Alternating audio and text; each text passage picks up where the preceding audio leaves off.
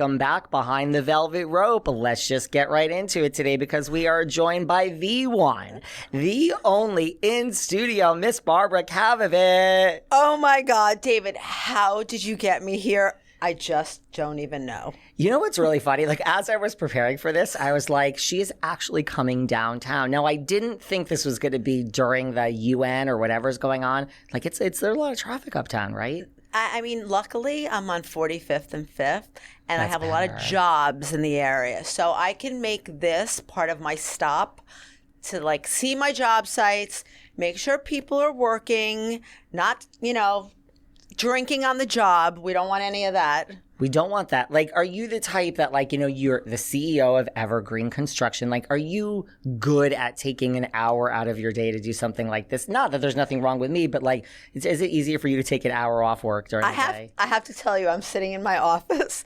and first my head of operations comes in and says, let's just call this one guy. And it's like 5 minutes before we have to leave. And I see Emma, my assistant, starting to sweat.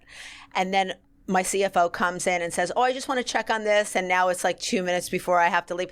So there's always a panic. Like my office is the panic room. Okay.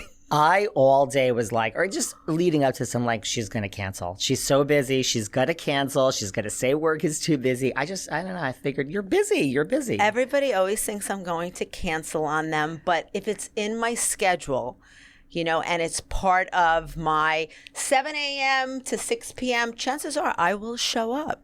What is going on in the world of Evergreen Construction these days? You have a lot of jobs, right? We have about 10 projects going on, all commercial in the city. And, working like I'm the only game in town, a woman-owned business in a male-dominated field in the toughest city in the world. And we're billing out, we have millions of dollars of business. So I think people find it really unbelievable and almost like a mystery that how did this girl start this construction company? Yeah. Well, listen, to that point, this is your second time here. Everyone needs to check out our first chat, which was back in 2021. Can you believe that? August 9th, 2021. And that was with my girl, Elise Lane. With Elise, we talked about your background. We talked about growing up, how you got into construction. So I really do urge everyone to listen to that episode, really, because it really is about your entire background. Was it a good episode? I don't remember. Excellent. Okay. 2-part episode because you and Elise together, we went a little bit over. It was a 2-part episode. I mean, and that was closer to when kind of season 11 wrapped up. So I had a lot of, raw, like, energy going through my body.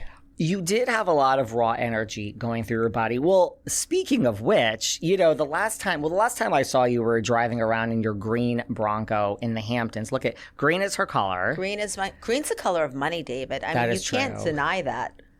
I love money, and people that listen to this podcast know that I love money, and I say it. I'm going to have to start making, my favorite color is purple, but I'm going to have to make it green. You know what? My favorite color used to be purple, and it went transition to where I have my green nails, I have my green suit, I have a green bag with me. I mean, I have a lot of green in my life. You have a lot of green in your life. Well, I mean, the last time I saw you, we were in your green Bronco. But before that, speaking of all that angst from season 11, you and I went to Jill's errands. You were my date. I was your date. We went together. You were kind enough to give me a ride is what it really comes down to. I drove you. You did. You were like driving Mr. Daisy. I know. In my Rover. I'm not driving. I don't drive. I will never drive. You can live in the Hamptons without driving. You are like literally a damsel in distress. Do you know that I tell people I have my personality to offer you. That is it. I do not cook. I do not clean. I do not drive. I'm like, there's nothing. I'm a horrible catch. So if I looked in your refrigerator, there would be nothing in it. If you look in my refrigerator, I posted a picture inside my refrigerator the other day. You have every color bubbly, like the purple bubbly, the yellow bubbly. It's all lined up. It's all organized. That is what is in my refrigerator. You're a mystery, David. I am. You know what, Barbara? It's about you, so let's just keep me a mystery for this moment. But we went to Jill's party together. Lots of housewives were there. Margaret Josephs was there. Bronwyn, Leanne Locken.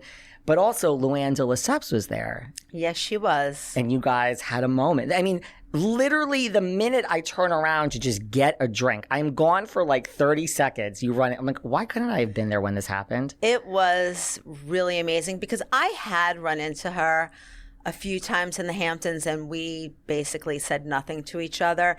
And it was almost like the Red Sea had parted. And there was a lot of space between where I was standing and where she was standing. And it was a crowded party. So the fact that there was like this open football field for just like a minute of time, and she looked at me and she like stood there with her mouth wide open and she goes, "Barbara?" And I said, "Luann?" And we walked towards each other and she's like, "You look fabulous," in her voice. Like, and she, and I know her voice. And I was like, "Wow, thank you so much." I said, "You look fabulous too." And I congratulated her on Crappie Lake. I was really happy for her and Sonia and the show. I mean, it looks like, right up their alley and funny as can be. And so we just had this moment. I said, "How's your kids?" And she asked about my son. And we just, we left it open, like, hey, let's maybe have lunch one of these days. So it was really interesting. It was a pleasant surprise. I didn't realize there was like a parting, like this is like a divine intervention. It was so weird because you saw how crowded it was. And it was almost like somebody parted the Red Sea to allow both of us to get a good look at each other for the first time since, really the reunion, Wow. or I want to say after the reunion, because after the reunion, I had a big a lobster bake for her at my house, just to continuing my sorry tour. My apology tour. You were on an apology tour. Apology tour, which was, her birthday. And so we really, since that point, there was no communication. Wow. And I mean, look, she's in SAG, you're in, East. Like, it's not that far away. Like, it's shocking that this is what it took to kind of, like, weren't you shocked? I'm a little shocked. I was shocked. I was shocked. We even took, a group shot together that, all came together. I mean, some of them I was taken out of. I wonder how that happened. I didn't take you out of them. I didn't really care, it's is what it is. So, I mean, that's good. So it's open. So, it's like, listen, we don't have to be best friends with everyone, right? Like, She did. She invited me. She did invite me to her son's art opening. My son, Zach, and her son, Noel, are good friends, and they always have been. So we did go to that, and I saw her there, and we said hello. But, it was really about her son and seeing his art. He's really, really talented, and it was good to, just I love her children, and I've always loved her children, and I did a lot for them way back then when everything was happening. So, which I don't want to rehash. So it was good to see her son and to kind of move forward. That's good. So you guys, I mean, I didn't realize you saw her since. So you're in a good, you're in a good place if you see each other, right? Yeah, we're in a fine place. Like, I don't think it's ever going to be the same. Right. But at least, we have a mutual respect and understanding, I think, and maybe time has passed to where it's like, you just forget and you move on. But during that time, you've forged other relationships, you've grown, Sure. You've realized what you want out of a friendship and what's important to you. And